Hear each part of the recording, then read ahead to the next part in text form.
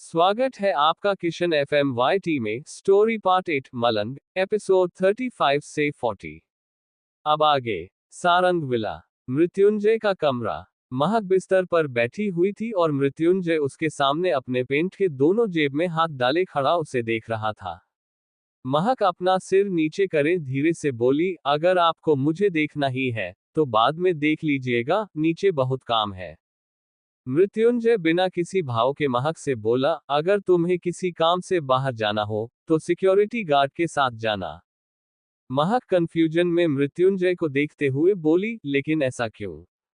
मृत्युंजय अपनी आंखें छोटी करके बोला, मैंने तुमसे कितनी बार कहा है कि मुझसे सवाल मत किया करो, जितना तुम्हें कहा जाए उतना ही किया करो। महक मुंह बनाते हुए बैठ जाती है तो मृत्युंजय कहता है, तुम विकल्प के साथ हॉस्पिटल जा रही हो। महक हैरानी से बोली, हॉस्पिटल क्यों? मैं बिल्कुल ठीक हूँ।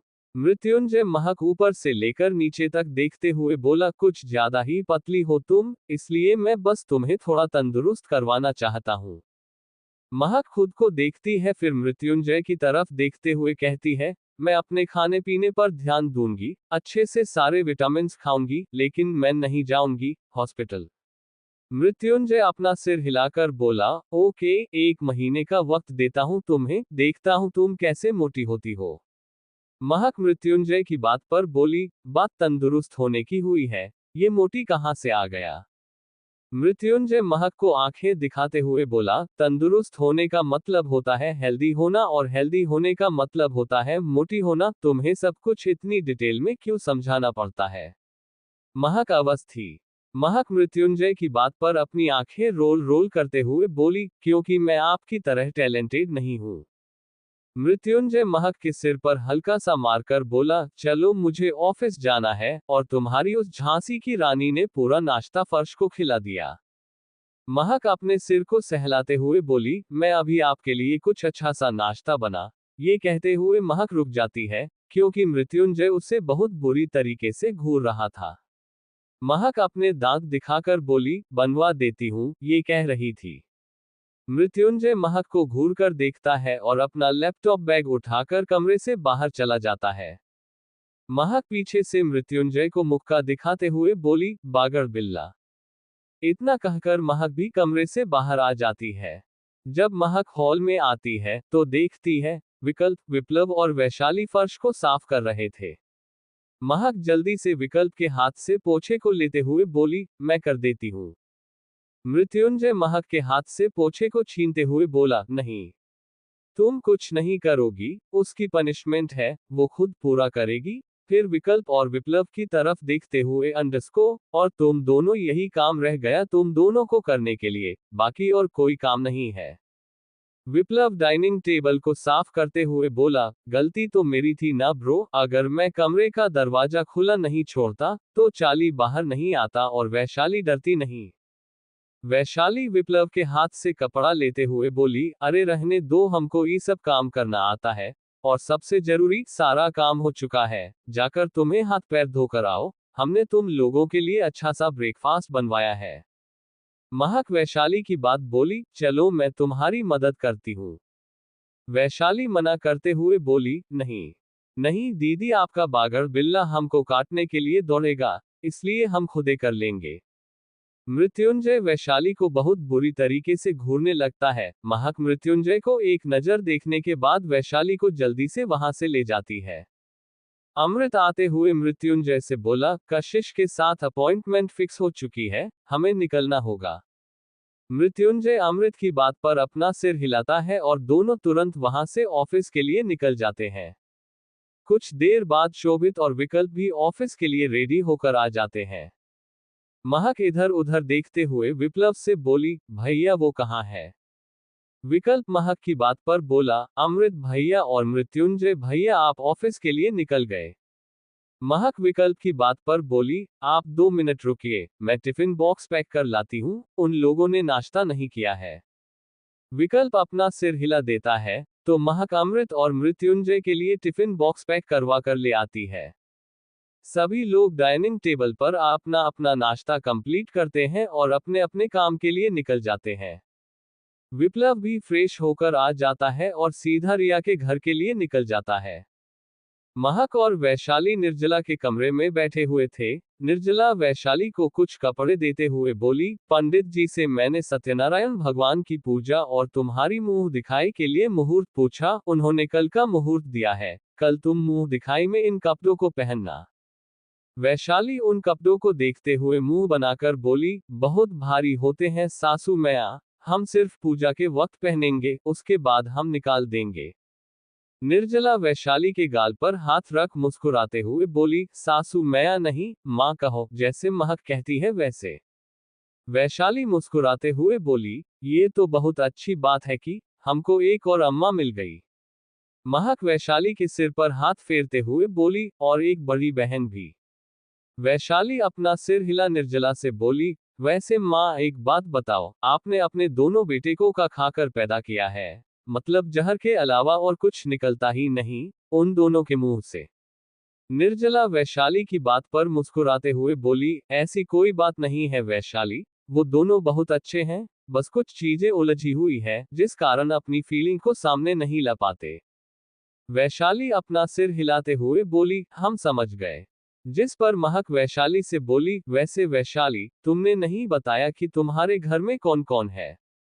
वैशाली महक के सवाल पर 2 मिनट चुप रहने के बाद बोली, हम उत्तर प्रदेश बरेली से हैं। 2 साल पहले हमारी अम्मा इस दुनिया को छोड़कर चली गई, तो उनकी अस्थियों को विसर्जित करने के लिए हम बनारस गए, और हम अपने मामा जी के साथ वहीं रह गए। निर्जला वैशाली की बात पर बोली, और तुम्हारे पापा। वैशाली बिना किसी भाव के बोली, हमें पता वो कौन है, कहाँ से है, और अभी कहाँ है। रचना अंदर आते हुए सार्केज़्म में बोली, क्या बात है, ना बाप का पता और ना खुद के पहचान का, फिर भी इतना घमंड। वैशाली रचना की बात पर बोली, खून से क्या मतलब है काकी सासू, हमरा खून तो साफ है ना। रचना वैशाली की आंखों में देखते हुए बोली, तुम्हें पता है तुम्हारे जैसे इंसानों को क्या कहते हैं, गंदा खून, नाजायज, जिन्हें खुद की इज्जत के बारे में कुछ पता नहीं होता। वैशाली बिना किसी भाव के बोली, अनाथ आश्रम में जो बच्चे लोग पढ़ते हैं, का उनको भी आप नाजायज और गंदा खून बोलोगी। रचना गुस्से से बोली, मृत्युंजय ने तुम्हें यहाँ रुकने के लिए कह दिया, इसका मतलब ये मत समझना कि मैं तुम्हारा कुछ नहीं कर सकती, बहुत कुछ कर सकती हूँ मैं तुम्हारा। निर्जला रचना से नाराजगी से बोली, रचना तुम इस तरीके से किसी को बेइज्जत नहीं कर सकती, और वैशाली इस घर की बहू है, ये बात कभी मत भूलना। रचना निर्जला की बात को इग्नोर कर वैशाली की आंखों में देखते हुए बोली, बहुत जल्दी मैं तुम्हें इस घर से बाहर फेंकवा कर रहूंगी, वादा है मेरा। वैशाली रचना की आंखों में आंखें डालकर बोली, इंतजार रहेगा उस वक्त का काकी सासू। रचना गुस्से भरी नजरों से वैशाली को घूरने के बाद वहां से चली जाती है। महक वैशाली के कंधे पर हाथ रखते हुए बोली, वैशाली वो इस घर की बड़ी है, उनकी बातों को ज्यादा सोचने की जरूरत नहीं है। वैशाली अपना सिर हिलाते हुए बोली, हम ज्यादा सोच भी नहीं रहे हैं दीदी, अच्छा अब हम अपने कमरे में जा रहे हैं। इतना कहकर वैशाली सारे सामान को उठाकर अपने कमरे की तरफ चली जाती है। निर्जला महक की तरफ देखते हुए बोली, वैशाली को थोड़ा संभालना, वो काफी उदास हो गई थी। महक अपना सिर हिलाकर बोली, उसके फिक्र आप मत कीजिए माँ, मैं उसे बिल्कुल चिल आउट करवा दूंगी। इतना कहकर महक भी अपने कमरे की तरफ चली जाती है। Sarang industries conference room. Mrityunjay, Amrit और शोभित के साथ राजीव भी वहां पर बैठा हुआ था।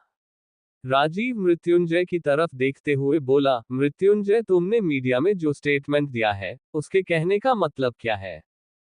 डेविड अंदर आते हुए बोला, मैं बताता हूं तुम्हें। राजीव डेविड की तरफ देखता है, तो डेविड एक कुर्सी छोड़कर दूसरी कुर्सी पर बैठते हुए बोला, वहां का एक बॉडीगार्ड मेरा आदमी है, जिससे मैंने सारी इंफॉर्मेशन निकाली। 1 महीने पहले जब मीरा अपने शादी से भागी, तो कशिश से टकरा गई और कशिश उसे वाशिंगटन ले गया था, जिस कारण हम उसे ढूंढ नहीं पा रहे थे, और जैसे ही वो लोग वापस आए हैं, हमें इंफॉर्मेशन मिल गई। मृत्युंजय डेविड की बात पर गुस्से से बोला, लेकिन अब देर हो चुकी है। कशिश रौनक के साथ अंदर आते हुए बोला, बिल्कुल सही कहा तुमने, बहुत देर हो चुकी है। मृत्युंजय गुस्से में कशिश को घूरने लगता है। कशिश आराम से बैठ चेयर पर अपने पैर के ऊपर पैर रखते हुए बोला, तुम्हें तो पता चल ही गया होगा, आफ्टर ऑल मेरे अपने लोगों को पैसा देकर काम जो करवा रहे हो। मृत्युंजय अपने दांत पीसते हुए बोला, तुम चाहते क्या हो, कहाँ है मीरा? कशिश अपना हाथ आगे कर अपनी रिंग दिखाते हुए बोला, मेरे पास है। मृत्युंजय अपना हाथ टेबल पर मारते हुए बोला, तुम चाहते क्या हो? मृत्युंजय के सवाल पर कशिश हंसते हुए बोला, हा हा हा, सारंग परिवार से रिश्ता जोड़कर हर बिजनेसमैन क्या पाना चाहता है? प्रॉफिट, सारंग परिवार का जायदाद। शोभित अपनी चेयर से खड़ा हो कशिश के कॉलर को मजबूती से पकड़कर गुस्से से बोला, हमें मीरा वापस चाहिए, फिर तुझे जितने पैसे चाहिए, तुझे मिल जाएंगे।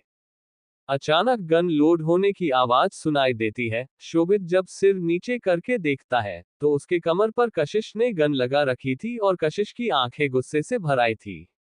शोभित की पकड़ कशिश के कॉलर पर और मजबूत हो जाती है। कशिश मृत्युंजय की तरफ देखते हुए कहता है, अपने छोटे भाई को समझाओ, वरना कहीं अपने ही साले को मारने के जुर्म में मुझे जेल के चक्कर न काटने पड़े।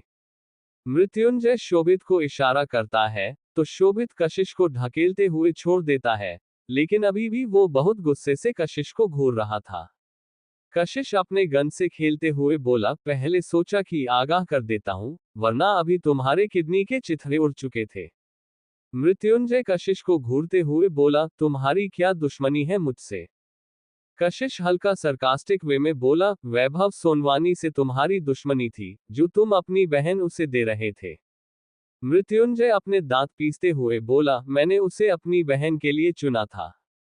और उसने तुम्हारी बहन को अपनी प्यास बुझाने के लिए चुना था, कशिश ने कटाक्ष भरी आवाज में कहा। मृत्युंजय गुस्से में चिल्लाकर बोला, अपनी जुबान को लगाम दो, कशिश मित्तल। कशिश अपनी आंखों में एक गुस्से का सैलाब लिए बोला, तुम बताओ कितने लोगों की जिंदगी बर्बाद करने का इरादा है तुम सारंग का? ये कभी मत भूलना, मृत्युंजय सारंग की कई परिवार के पेट की रोटी छीनकर तुम्हारा ये इंडस्ट्री यहाँ पर खड़ा हुआ है, जिनमें से एक मेरा परिवार भी है। मृत्युंजय एक गहरी सांस लेकर बोला, मीरा को इस बारे में कुछ नहीं पता, इसलिए उसे इन सब से दूर रखो। कशिश अपना हाथ टेबल पर मारते हुए चिल्लाकर बोला, क्यों दूर रखूं? क्या तुम मुझे मेरी बहन की इज्जत वापस लाकर दे सकते हो? क्या वो समय मुझे वापस लाकर दे सकते हो, जब मैं अपने पापा के साथ होता था? नहीं दे सकते ना, तो भूल जाओ कि तुम्हारी बहन को मैं अपने कैद से आजाद करूंगा। अमृत जो शांत बैठा सब कुछ सुन रहा था, कशिश से बोला, कशिश तुम्हारी नाराजगी जायज है, लेकिन पूरी बात साफ नहीं है, तुम एक तरफा बात को सुनकर हम लोगों को दोषी करार नहीं कर सकते। कशिश अमृत की तरफ देखते हुए बोला, अपना कानून लॉ जाकर अपने कोर्ट में सुनाना तुम, मुझे नहीं, और दोबारा मेरा टाइम वेस्ट करने के लिए मुझे मत बुलाना। इतना कहकर कशिश खड़ा हो जाता है। मृत्युंजय गहरी सांस लेकर बोला, तुम्हें क्या चाहिए? कशिश कशिश पलटकर मृत्युंजय की तरफ देखते हुए बोला, अब आए तुम लाइन पर। सब लोग कशिश की तरफ देखने लगते हैं, तो कशिश फिर से कुर्सी पर बैठते हुए कहता है, तुम्हारे दादा रविंद्रनाथ सारंग को मेरी मां से माफी मांगना होगा, मेरे पापा की इज्जत वापस करनी होगी, मिसाल फैशन डिजाइनिंग कंपनी का %.5% शेयर मुझे चाहिए, तब जाकर मुझसे बात करने आना, अगर ये सारी कंडीशन तुम्हें मंजूर हो। मृत्युंजय कशिश को बड़ी शिद्दत से घूरते हुए बोला, औकात से बढ़कर सपने देख रहे हो? कशिश मृत्युंजय की आंखों में देखते हुए बोला, तुम्हारी बहन की इज्जत से बढ़कर है ये सारी चीजें। मृत्युंजय अपनी कुर्सी से खड़ा होकर गुस्से से बोला, बेबुनियाद की चीज के लिए तुम चाहते हो मैं अपने दादाजी से तुम्हें माफी मांगने के लिए कहूं? ऐसा कभी नहीं होगा। कशिश कुर्सी से खड़ा होकर बोला, ठीक है, तो तुम्हारी बहन भी तुम्हें कभी वापस नहीं मिलेगी। इतना कहकर कशिश कॉन्फ्रेंस रूम से बाहर चला जाता है। रौनक एक नजर डेविड पर डालने के बाद खुद भी कशिश के पीछे चला जाता है। मृत्युंजय चेयर पर लात मारते हुए बोला, पागल हो जाऊंगा मैं इस अतीत पीछे, कभी ये सारी चीजें मेरा पीछा नहीं छोड़ने वाली, अब इन सब में मेरा परिवार फंस रहा है। राजीव बात संभालते हुए मृत्युंजय से बोला, मृत्युंजय मुझे लगता है कि एक बार, कोई एक बार नहीं, अगर एक बार मैंने इस पन्ने को खोलने की कोशिश की, तो ना जाने कितने सारे पन्ने मेरे सामने खुल जाएंगे। पिछले 15 सालों से मैं इन सब से भागता हुआ आ रहा हूं, तुम समझे? मृत्युंजय ने राजीव की बात को बीच में काट चिल्लाकर कहा। अमृत मृत्युंजय कंधे पर हाथ रखते हुए बोला, यूर काम डाउन, इस बारे में कुछ सोचते हैं। मृत्युंजय अमृत के हाथ को हटाते हुए बोला, जल्द से जल्द सोचना होगा।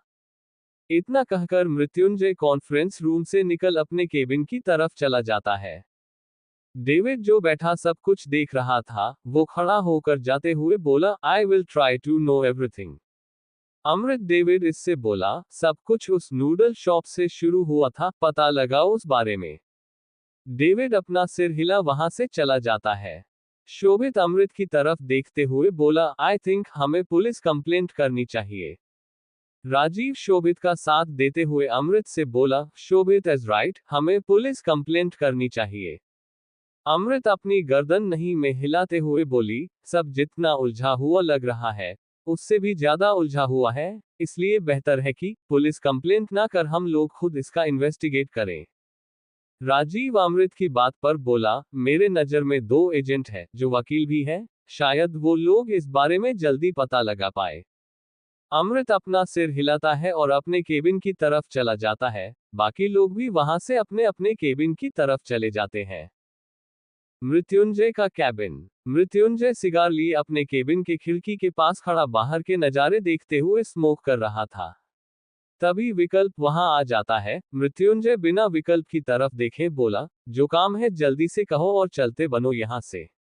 विकल्प टिफिन बॉक्स रखते हुए बोला, ब्रो वो भाभी ने आपके लिए नाश्ता भेजा था, बस वही देने आया था। मृत्युंजय विकल्प की बात का कोई जवाब नहीं देता, तो विकल्प एक नजर मृत्युंजय को देखकर वहां से बाहर चला जाता है। मृत्युंजय गहरी सांस ले आकर काउच पर बैठ जाता है और टिफिन को देखने लगता है। मृत्युंजय कुछ सोचने के बाद टिफिन खोलता है और अपना नाश्ता करने लगता है। मीठे में खीर बनी थी। मृत्युंजय पूरा नाश्ता करता है और टिफिन बंद करके रख देता है। तभी अमृत भागते हुए अंदर आता है। मृत्युंजय सिर्फ अमृत की तरफ देखता है, तो अमृत मृत्युंजय के हाथ को पकड़कर बोला, हॉस्पिटल चलते हैं। मृत्युंजय अचानक बेहोश हो जाता है, जिसे देख अमृत घबरा जाता है और जल्दी से मृत्युंजय को अपनी गोद में उठा लिफ्ट की तरफ भागता है।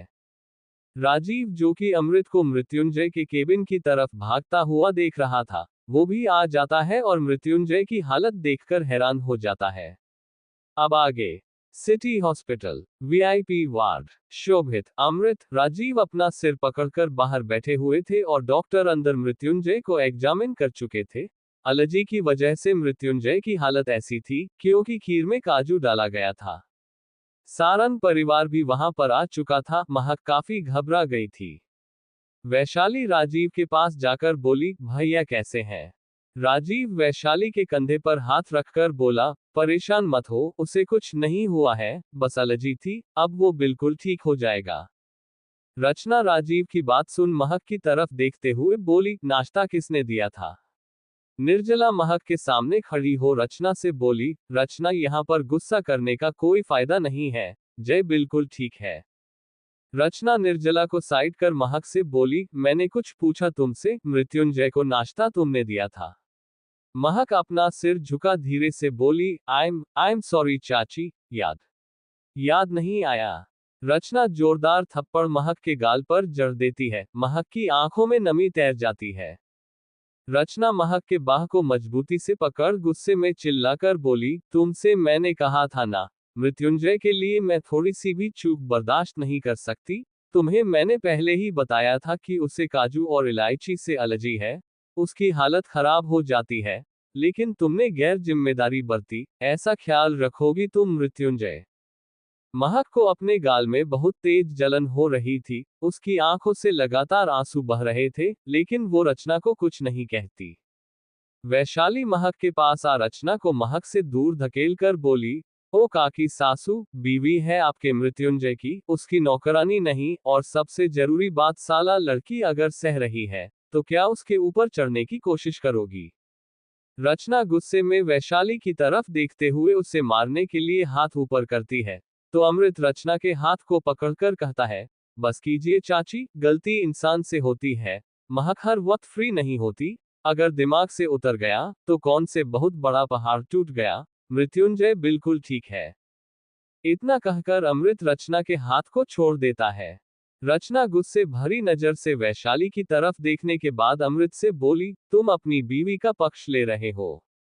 वैशाली रचना की बात पर बोली, खीर हम बनाए थे और आपके मृत्युंजय के लिए अलग से बनाए थे, काहे कि ऐसा हमें महक दीदी ने करने को कहा। टिफिन दीदी ने पैक करके विकल्प भैया को दिया, तो गलती किसकी? विकल्प भैया की, क्योंकि उन्होंने टिफिन में अदला बदली की। तो जाकर उनको मारो ना, दीदी को काहे मार रही हो?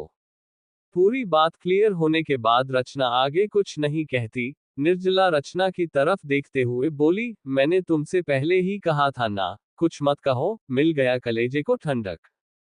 रचना निर्जला की बात पर बोली, मृत्युंजय ठीक है, इसीलिए मैं कुछ नहीं कर रही हूं, अब आप चुप रहिए। वैशाली महक को कुर्सी की तरफ ले जाते हुए बोली, इतना सीधा रहना भी अच्छा नहीं होता। महक वैशाली को समझाते हुए बोली, वो चाची के लिए बहुत ज्यादा मायने रखते हैं और बहुत प्यार करते हैं वो चाची से, और चाची भी उन्हें अपना बेटा समझती हैं, इसलिए गुस्से में उन्होंने मुझे थप्पड़ मारा। वैशाली मुंह बनाते हुए बोली, अच्छा, तो आप अपने पति के लिए मार भी खा लोगी, क्या बात है? महक वैशाली की बात पर हल्का मुस्कुराकर बोली, अब मेरे पति बिल्कुल ठीक है। वैशाली महक की आंखों में देखते हुए बोली, आपको पता है दीदी, जितना कोई कमजोर बनने की कोशिश करता है, लोग उसे और ज्यादा कमजोर बनाते हैं। जब तक आप अपने लिए स्टैंड नहीं लोगी ना, तब तक कोई तुम्हारी इज्जत नहीं करेगा। महक आगे कुछ नहीं कहती। अमृत आइस पैक लाकर महक को देखकर बोला, गाल पर लगा लो, दर्द हो रहा होगा ना? महक आइस पैक लेते हुए बोली, थैंक यू, लेकिन ज्यादा दर्द नहीं हो रहा। ये कहते हुए महक अपने गाल पर आइस पैक लगा लेती है, तो उसके मुंह से हल्की सी आह निकल जाती है। वैशाली दांत पीसते हुए बोली, साला मौका मिलेगा ना तो सबसे पहले इसकी मृत्युंजय और इस खडूस काकी सासू का ही इंतजाम करेंगे हम, जमाल गोटा मिलाकर पिला देंगे दोनों को। अमृत वैशाली को घूरते हुए बोला, पहले तो तुम तमीज सीख लो बात करने का। वैशाली अमृत की बात पर बोली, तुम्हारे पास ज्यादा होगा तो हमको बेच दो, कितना रुपए लगाओगे किलो बता दो, अगर हमारी औकात के अंदर हुआ तो खरीद लेंगे। अमृत खींचते हुए बोला, तुमसे तो बात करना ही बेकार है, तो मत करो ना बात, तुमको कौन कह रहा है हमसे बात करने के लिए? तुम ही तो हो जो आकर हमसे बतिया रहे हो, तुमको तो बड़ा मिटी उठी है ना, वैशाली ने तूनक कर जवाब दिया।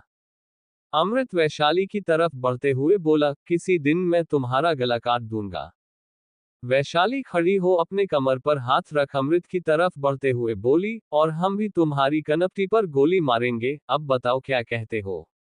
शोभित आकर अमृत को पकड़ लेता है और राजीव आकर वैशाली को। राजीव इरिटेट भरी आवाज में कहता है, यार हमको समझ नहीं आता, तुम दोनों चुंबक के नॉर्थ और साउथ की तरह हो, तुम दोनों मिले कैसे? अमृत और वैशाली एक साथ बोले, स्टेशन में मिले थे। महक हंसते हुए बोली, हा हा हा, बस बस बहुत हो गया, कितना लड़ोगे आप दोनों?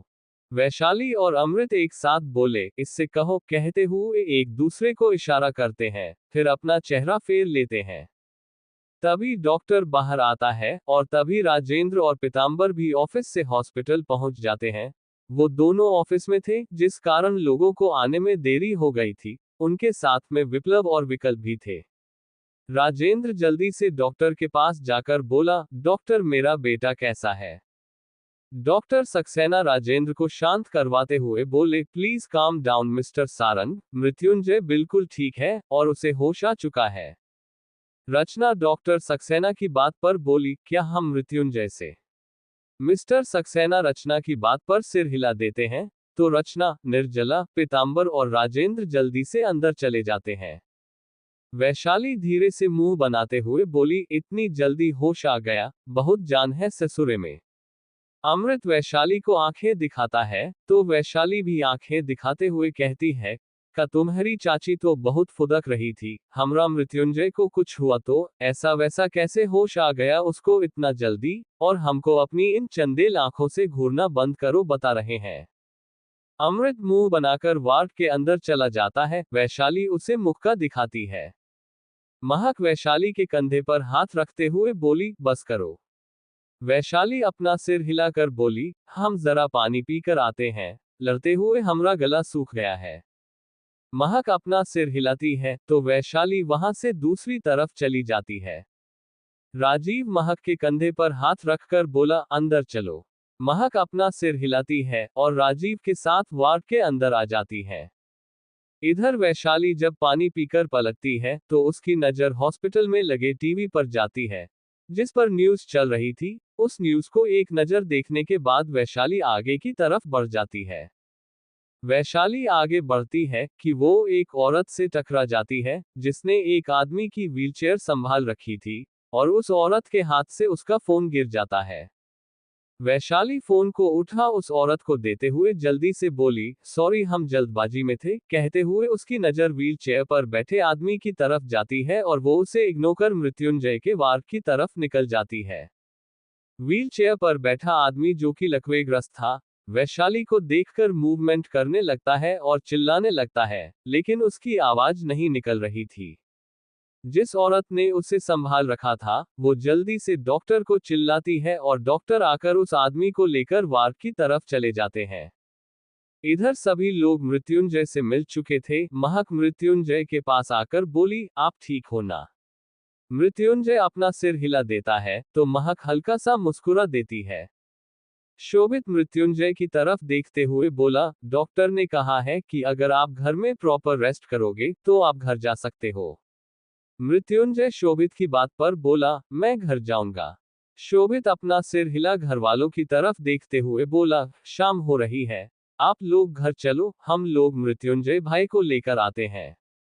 शोभित की बात पर घर के सब बड़े अपना सिर हिलाते हैं और वार्ड से बाहर चले जाते हैं। मृत्युंजय महक को अपनी तरफ आने का इशारा करता है तो महक उसके पास आ जाती है। मृत्युंजय महक को और करीब आने के लिए कहता है तो महक अपना कान मृत्युंजय की तरफ कर देती है तो मृत्युंजय महक के लाल गाल पर चिमटी काटता है। मृत्युंजय के ऐसा करने पर महक की आह निकल जाती है तो मृत्युंजय महक को देखते हुए कहता है, तुम्हें किसने थप्पड़ मारा? महक मृत्युंजय की बात पर जल्दी से बोली, किसी ने नहीं, वो मच्छर था, गलती से मैंने ही जोर से मार दिया अपने चेहरे को।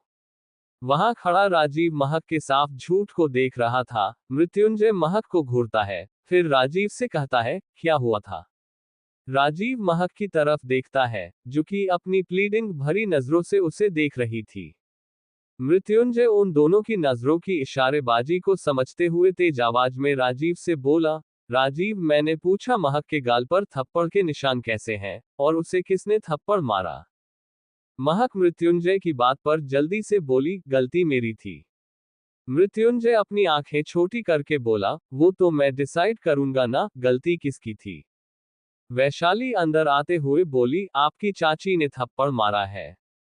मृत्युंजय महक को एक नजर देख वैशाली से बोला, क्यों?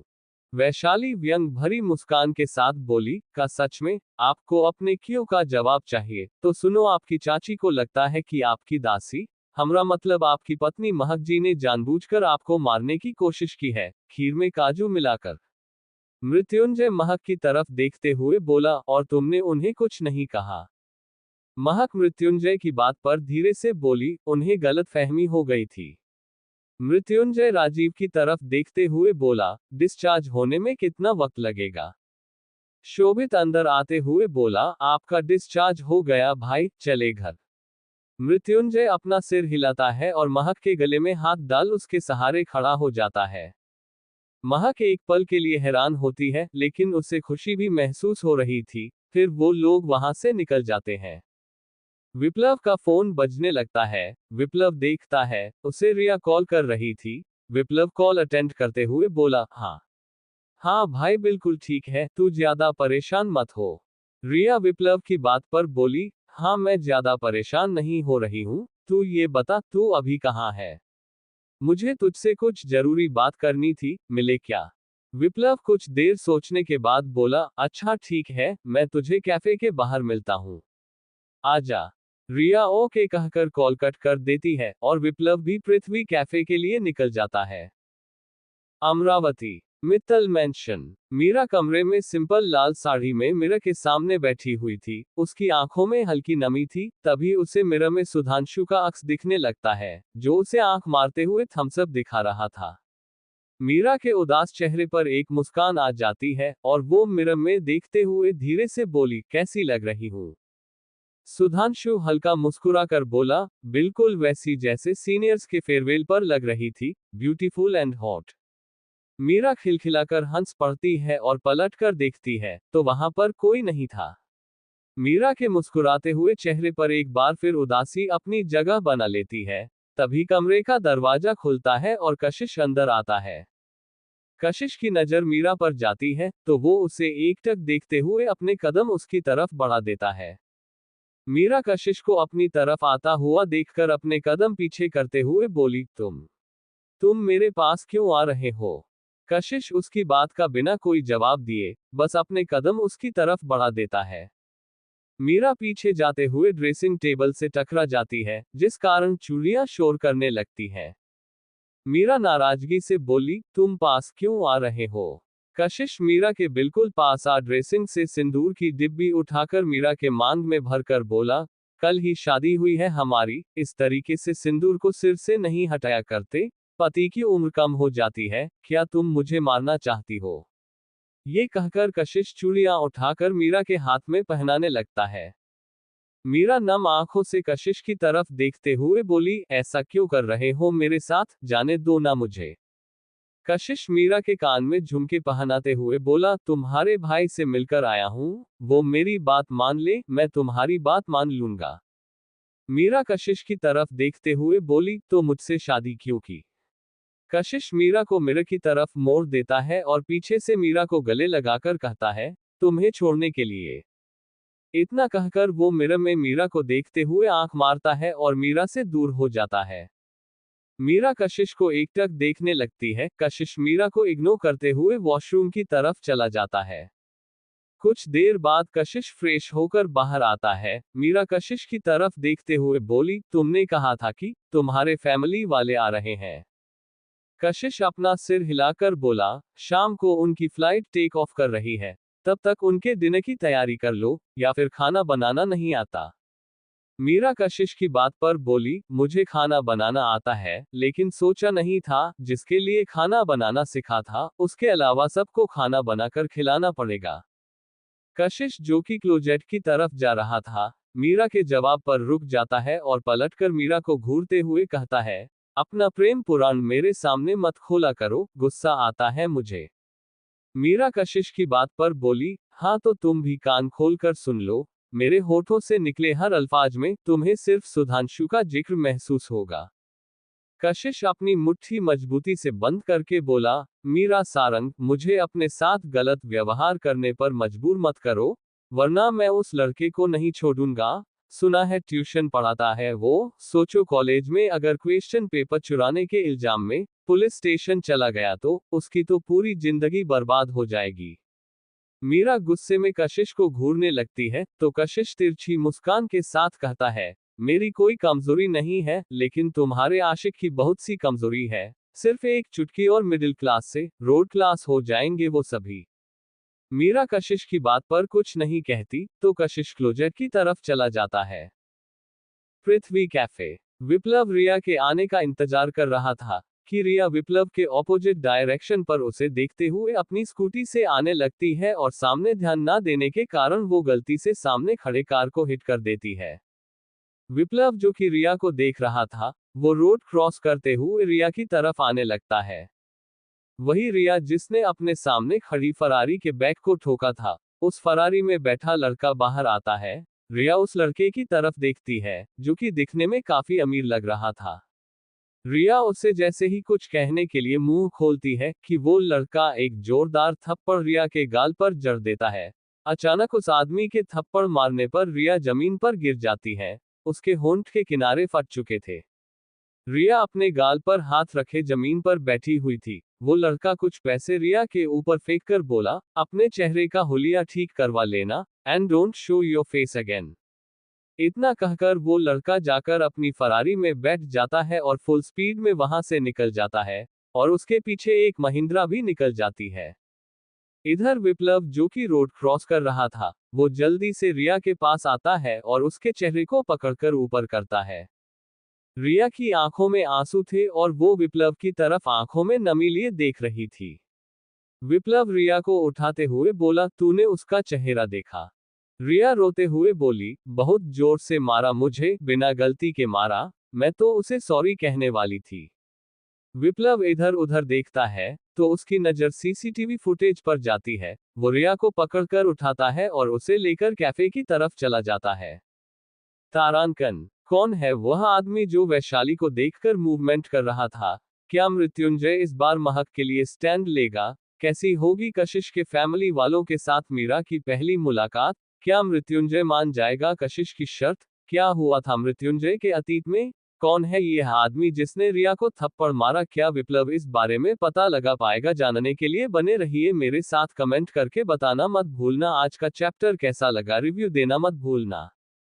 अब आगे, पृथ्वी कैफे। विप्लव रिया के चेहरे पर आइस लगाते हुए बोला, तू ठीक है ना? रिया, जिसका गाल सूज चुका था, अपना सिर हिलाते हुए बोली, हाँ मैं ठीक हूँ। मृत्युंजय भाई ठीक है ना? विप्लव रिया के गाल को देखते हुए बोला, हाँ वो बिल्कुल ठीक है, लेकिन तेरा गाल बड़े की तरह लाल हो गया है यार।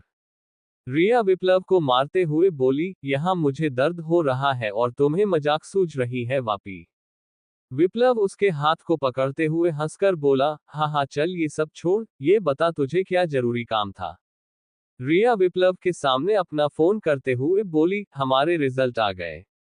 विप्लव जल्दी से उसके हाथ से फोन ले लेता है और अपने फोन में देखने लगता है, फिर खुशी से चिल्लाकर कहता है, वाओ मैं पास हो गया। रिया विप्लव की बात पर मुस्कुराते हुए बोली, हाँ तुम पास हो गए। विप्लव खुशी से नाचते हुए बोला, आज शाम को पार्टी। रिया अपना सिर हिलाकर बोली, अच्छा ठीक है, तो शाम को मिले, अब मैं चलती हूँ। विप्लव अपना सिर हिलाते हुए बोला, अच्छा ठीक है, मुझे भी घर जाना है।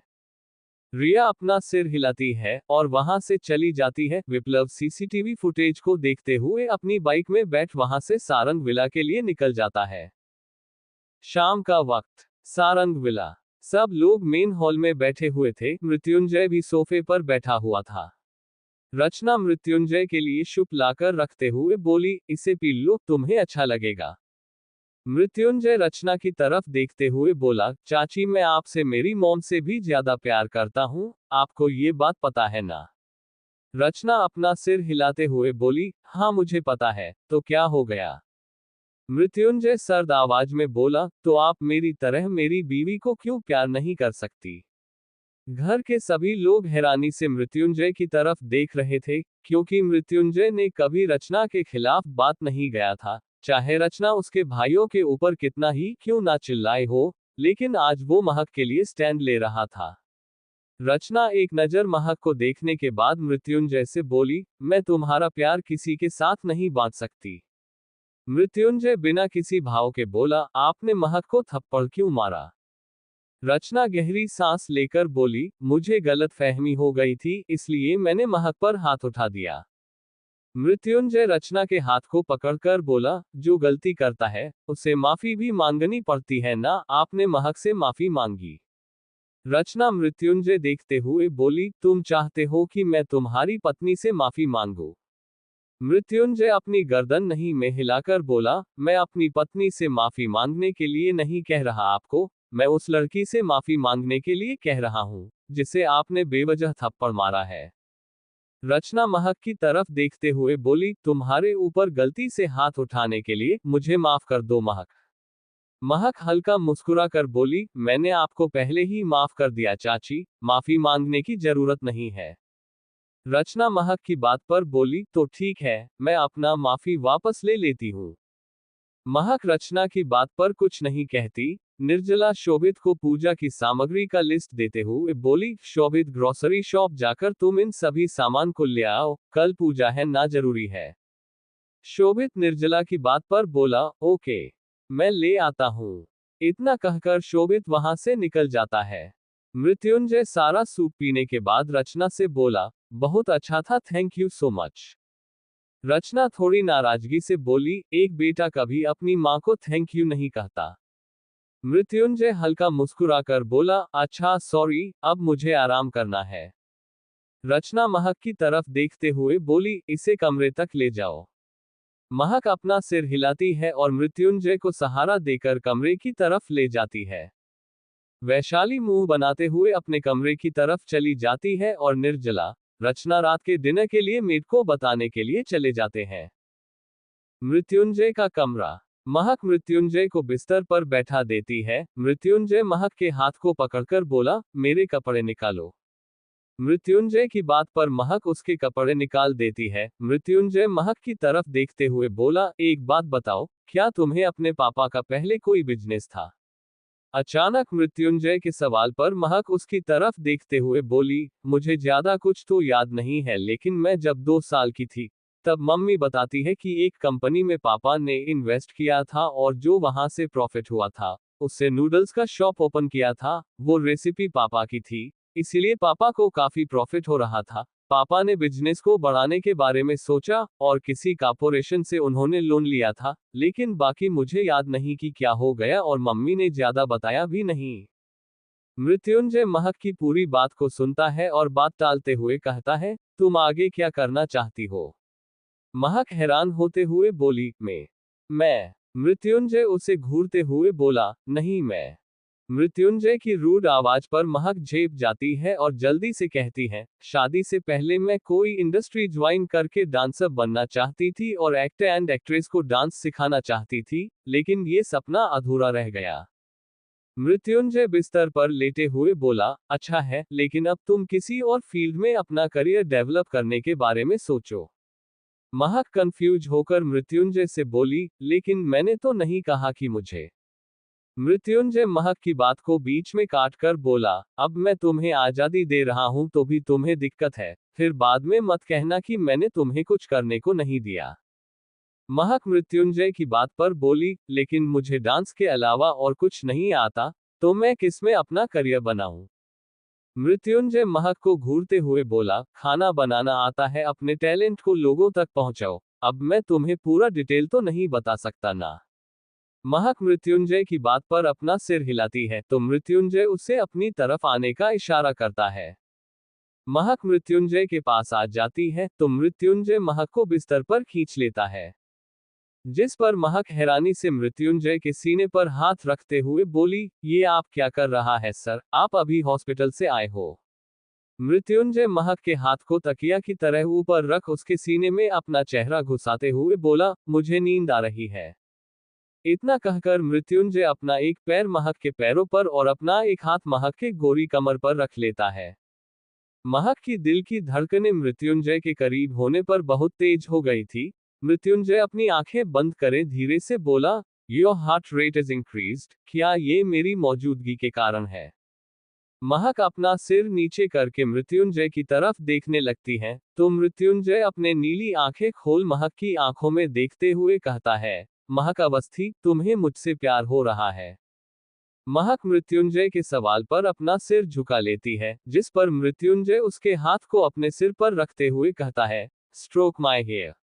महक धीरे धीरे मृत्युंजय के बालों को सहलाने लगती है। मृत्युंजय फिर से महक के सीने में अपना सिर घुसा लेता है। महक मृत्युंजय के बालों में उंगली चलाते हुए धीरे से बोली, आप ऐसा क्यों कर रहे हैं सर? मृत्युंजय अपनी आंखें बंद करे धीरे से बोला, अब तक तुमने ये सवाल मुझसे कई बार पूछे हैं, क्या मैंने तुम्हें कभी इसका जवाब दिया? महक मृत्युंजय के बात पर बोली, नहीं। तो मृत्युंजय महक के कमर पर अपने हाथ को सहलाते हुए बोला, तो तुम्हें ऐसा क्यों लगता है कि मैं तुम्हें तुम्हारे सवाल का जवाब दूंगा? महक मृत्युंजय के हाथ को पकड़ लेती है। मृत्युंजय आंखें बंद करे हल्का सा मुस्कुरा देता है, महक के सीने पर किस कर लेता है। महक अपनी आंखें बंद कर हेडरेस्ट पर अपना सिर रख लेती है। Grocery shop. शोभित निर्जला की बात पर पूजा का सामान लेने ग्रोसरी शॉप आया हुआ था। शोभित सारा सामान लेने के बाद काउंटर पर जाता है तो देखता है वहां पर काफी भीड़ थी। शोभित को थोड़ा अजीब लगता है, फिर वो थोड़ा सा और आगे जाता है तो वहां पर एक लड़की हुडी पहने खड़ी हुई थी और वो थोड़ी डरी हुई थी। शोभित वहां जमा लोगों को साइड करते हुए बोला, एक्सक्यूज मी, जरा साइड हो जाए। ये कहते हुए शोभित उस लड़की के पीछे खड़ा हो जाता है और उसके कंधे पर टैप करते हुए कहता है, एक्सक्यूज मी। वो लड़की पलटकर देखती है, उसके आंखों में आंसू थे और वो काफी घबरा गई थी। शोभित को देखते ही उसके कमर पर अपनी बाहें लपेटकर उसे गले लगा लेती है। अचानक उस लड़की के ऐसा करने पर शोभित भी हैरान हो जाता है और उसे खुद से दूर करते हुए कहता है, hey, who are you and what are you doing? वो लड़की अपनी आंखों में नमी लिए अपना सिर उठाकर शोभित की तरफ देखती है। शोभित उस लड़की को देख थोड़ा हैरान होता है और इधर उधर देखते हुए कहता है, तुम यहाँ क्या कर रही हो और तुम्हारी मॉम कहाँ है? वो लड़की रोते हुए बोली, माँ मुझे यहाँ लेकर आए है, पता नहीं कहाँ चली गई, मुझे बहुत भूख लगी है। शोभित अपने हाथ में पकड़ा सामान काउंटर पर रखते हुए बोला, इसका बिल बनाओ। काउंटर पर बैठा हुआ आदमी शोभित से बोला, इस लड़की ने बहुत सारे सामान खा लिए हैं और पैसे भी नहीं दे रही है। शोभित उस आदमी की बात पर बोला, ठीक है, आप उसका भी बिल बना दो, मैं सब पे कर दूंगा। वो आदमी शोभित की बात पर पूरा बिल बनाकर शोभित को दे देता है। शोभित पेमेंट कर अदिति के हाथ को पकड़कर बोला, चलो। अदिति अपनी आंखों में नमी लिए बोली, मेरी मम्मी पता नहीं कहाँ चली गई। शोभित अदिति की बात पर बोला, तुम्हें भूख लगी है ना? अदिति अपना सिर हिला देती है, जिस पर शोभित उसे पास के ही एक रेस्टोरेंट में ले जाता है। अदिति बड़े गौर से पूरी जगह को देख रही थी। शोभित अदिति के लिए खाने का ऑर्डर करता है और खुद भी उसके साथ बैठ जाता है। अदिति अभी भी उस जगह को देख रही थी। शोभित सीरियस टोन में अदिति से बोला, सुनो, कॉटन कैंडी। अदिति शोभित की बात पर बोली, मेरा नाम अदिति है। शोभित अदिति की बात पर बोला, मुझे तुम्हारा नाम याद नहीं था, इसीलिए जो खिलाया था उस नाम से बुलाना पड़ा। तो चलो बताओ, तुम मनाली से मुंबई कैसे आई? अदिति की आंखों में फिर से आंसू आ जाते हैं। शोभित अपने गुस्से को कंट्रोल करते हुए रुमाल अदिति को देखकर बोला, रोना धोना बंद करो, जो पूछ रहा हूं उसका जवाब दो, तभी तुम वापस अपनी माँ के पास जाओगी। अदिति शोभित की तेज आवाज पर थोड़ी सी डर जाती है और धीरे से कहती है, एक हफ्ते पहले पापा का कॉल आया था। उन्होंने कहा कि मैं मम्मी के साथ मुंबई आ जाऊं। उन्होंने कुछ पैसे ट्रांसफर किए थे। मैं मम्मी के साथ मुंबई आ गई, लेकिन पापा नहीं आए। मैं मम्मी के साथ एक चौल में रह गई थी, लेकिन पैसे खत्म हो गए तो वहां से भी उन लोगों ने निकाल दिया। 2 दिन पहले रात को कुछ लोग बहुत परेशान कर रहे थे, तो मम्मी के साथ मैं फुटपाथ पर सो गई। लेकिन जब नींद खुली तो देखा मम्मी नहीं थी और अभी तक मिली ही नहीं मम्मी मुझे। इतना कहकर अदिति रोने लगती है। शोभित एक गहरी सांस लेकर बोला, पुलिस कंप्लेंट करें? अदिति अपना सिर हिलाते हुए बोली, हाँ, मुझे पुलिस कंप्लेंट करना है। शोभित अपना सिर हिलाकर बोला, अच्छा ठीक है, पहले जो ऑर्डर किया है उसे खा लो, फिर हम पुलिस स्टेशन चलेंगे और जो तुमने मुझे बताया वही पुलिस स्टेशन में भी बताना। अदिति अपना सिर हिला देती है और चुपचाप खाना खाने लगती है। शोभित उसे खाता हुआ देखता है और अपना फोन निकालकर अदिति का एक फोटो खींच लेता है। शोभित उस फोटो को डेविड को सेंड कर मैसेज टाइप करता है, आज से 1 हफ्ते पहले ये मुंबई आए हैं, इसकी मम्मी उसे छोड़कर चली गई और उसके पापा के बारे में पता नहीं है। Take out his complete information and also of his father and family. मुझे कल तक चाहिए। पूरा खाना खाने के बाद अदिति शोभित की तरफ देखते हुए बोली, मैं मीठा ले सकती हूँ क्या? शोभित 2 मिनट अदिति को घूरता है तो अदिति अपना सिर नीचे कर लेती है। फिर शोभित उसके लिए आइसक्रीम खरीदता है और वो लोग पुलिस स्टेशन के लिए निकल जाते हैं। रात का वक्त, अमरावती, मित्तल मैंशन। मीरा बिना किसी भाव के किचन में सारे खानों को देख रही थी जिसे उसने बनाया था। तभी उसे बाहर गाड़ी रुकने की आवाज सुनाई देती है। मीरा किचन से बाहर आती है तो देखती है 2 गाड़ी आकर एंट्रेंस के बाहर रुकी थी। कशिश भी कमरे से बाहर आ जाता है। एक 60 साल का आदमी और उसके साथ 50 साल के औरत और 21 साल की एक लड़की थी और उनके साथ में रौनक खड़ा हुआ था। कशिश उस आदमी की तरफ देख मुस्कुराकर बोला, स्वागत है आपका चाचा जी। इंद्र मित्तल कशिश के चाचा आगे बढ़कर कशिश को गले लगा लेते हैं और इंद्र की पत्नी रागिनी उन दोनों को देखकर मुस्कुरा देती है। वो 21 साल की लड़की आकर कशिश के सीने से लग जाती है तो कशिश उसके सिर को सहलाते हुए कहता है, पढ़ाई कैसी चल रही है? वो लड़की कशिश की बात पर मुस्कुराते हुए बोली, बहुत अच्छी भाई, अभी अभी रिजल्ट आया है, मैंने यूनिवर्सिटी में टॉप किया। कशिश लड़की की बात पर मुस्कुरा देता है और मीरा से उन सबको मिलाते हुए कहता है, रस meet my wife Meera. Meera एक छोटी सी मुस्कान के साथ उन सब के सामने हाथ जोड़ती है, तो वो लड़की दौड़कर मीरा को गले लगाते हुए कहती है, welcome to the Mittal family भाभी। मीरा अचानक उस लड़की से ऐसा करने पर थोड़ी हैरान हो जाती है, फिर वो भी उसे गले लगा लेती है। कशिश इंद्र की तरफ देखते हुए बोला, चाचू आप फ्रेश हो जाए, मीरा ने आप लोगों के लिए डिनर बनाया है। उसके बाद मीरा से लिपटी लड़की से बोला, नित्या, जाकर फ्रेश होकर आ जाओ, फिर जितना हो सके बात कर लेना अपनी भाभी से। नित्या कशिश की बात पर अपना सिर हिलाती है और ऊपर की तरफ चली जाती है। इंद्र और रागिनी मीरा को देख मुस्कुराते हुए कमरे की तरफ चले जाते हैं। मीरा उन लोगों को जाता हुआ देख रही थी। कशिश मीरा के पास आकर बोला, वो लोग तुम्हें देखकर खुश हैं? नो वाई, उन्हें लगता है कि तुम मुझे खुश रख रही हो। मीरा कशिश की बात पर बोली, हाँ तो मैं आपको खुश रख रही हूं ना, खाना बनाकर दे रही हूँ, आपके सारे नखरे झेल रही हूँ, और क्या चाहिए। कशिश मीरा के पास आकर बोला, पति को खुश रखने के और भी तरीके होते हैं, लेकिन शायद तुम्हें नहीं पता उस बारे में। मीरा दो कदम पीछे होकर बोली, जानकर भी अनजान बनना मेरी आदत है, और आपकी पसंद की चीज मैं कभी नहीं करूंगी। इतना कहकर मीरा किचन की तरफ चली जाती है। कशिश उसे पीछे से जाता हुआ देखकर हल्का सा मुस्कुरा देता है और फिर से कमरे की तरफ चला जाता है। सारंग विला। महक मृत्युंजय को ठीक से सुला कर नीचे आकर सबके साथ बैठी हुई थी। विप्लव खुशी से झूमते हुए अपने कमरे से रेडी होकर आता है तो उसे इतना रेडी देख वैशाली थोड़ी मजे लेते हुए बोली, क्या बात है विप्लव बाबू, लगता है किसी लड़की को प्रपोज करने जा रहे। विकल्प वैशाली की बात पर अपना सिर हिलाता है। विप्लव वैशाली को घूरते हुए बोला, तुम्हारे दिमाग में जो भी बकवास आता है, तुम क्यों कहती हो, मेरे रिजल्ट आ चुके हैं, मैं अच्छे नंबर से पास हो चुका हूं, इसीलिए मैं रिया के साथ पार्टी में जा रहा हूं। विकल्प विप्लव की तरफ देखते हुए बोला, क्या बात है, बिना मेरे तू पार्टी पर जा रहा है। विप्लव विकल्प की बात सुनकर बोला, अगर आपको चलना तो आप भी चलो। विकल्प मुंह बनाते हुए बोला, ऐसी चीज मुझे अच्छी नहीं लगती, कहने के बाद जाने के लिए कह रहा है तो क्या फायदा। वैशाली हंसते हुए बोली, ऐसे लोगों को तो घर का न घाट का कहते हैं, यही खातिर मत जाओ।